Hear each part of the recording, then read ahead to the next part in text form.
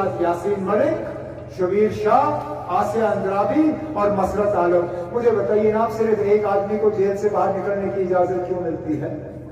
अगर FIR में 5 लोगों के नाम दर्ज है और सिर्फ एक को इजाजत दी जाती है 20 दिन जेल से बाहर जाने की और 4 को बंद रखा जाता है, उसका क्या मतलब निकाले हम?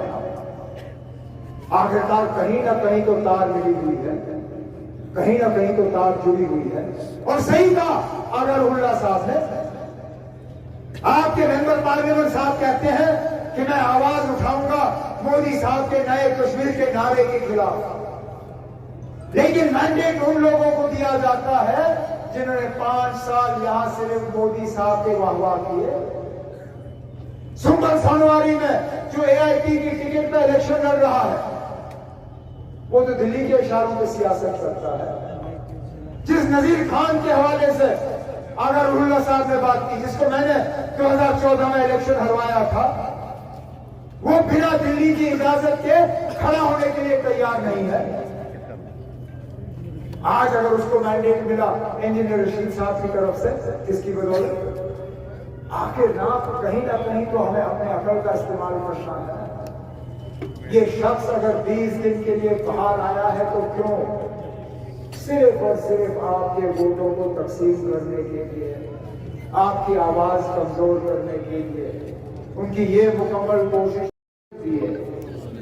आपने जिस मेंबर पार्लियामेंट को जेल से छुड़वाने के लिए वोट दिए, वो 20 दिन के लिए बाहर आए ना?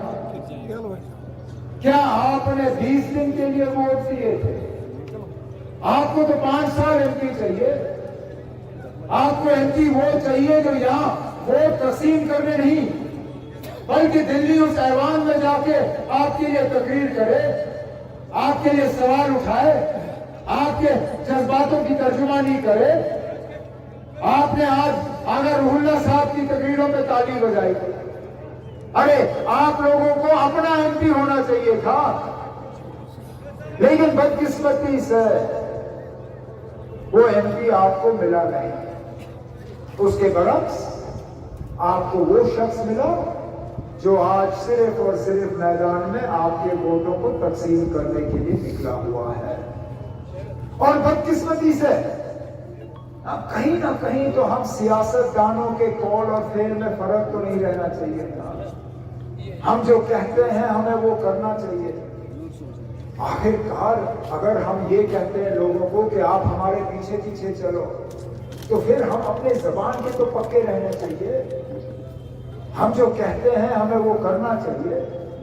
बदकिस्मती से आपको मेंबर पार्लियामेंट वो मिला जो कहता एक चीज है लेकिन करता कुछ और है। कहने के लिए तो अपनी तकरीरों में कहता है कि मैं हुर्रियत कॉन्फ्रेंस के कुर्बानियों को सलाम करता हूं। कहने के लिए तो तकरीर में कहता है कि मैं यासीन मलिक साहब को फांसी से बचाना चाहता हूं, मैं शबीर शाह साहब के लिए लड़ना चाहता हूं, मैं आसिया अंद्राबी के लिए लड़ना चाहता हूं, मैं मसरत आलम के लिए लड़ना चाहता हूं।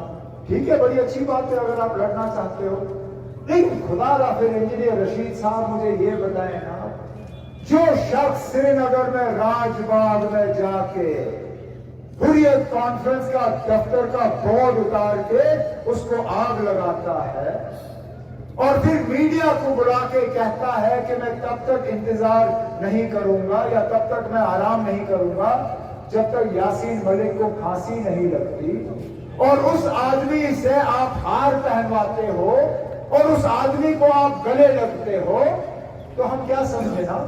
ये आपके कहने और करने में ये फर्क क्यों? आखिरकार आप अगर अदालत की इजाजत से आप कहते हो, इंजीनियर रशीद साहब जगह जगह कहता है कि जिस तरह केजरीवाल निकला उस तरह इंजीनियर भी निकला, लेकिन फर्क यह है ना, केजरीवाल साहब UAPA में गिरफ्तार नहीं थे।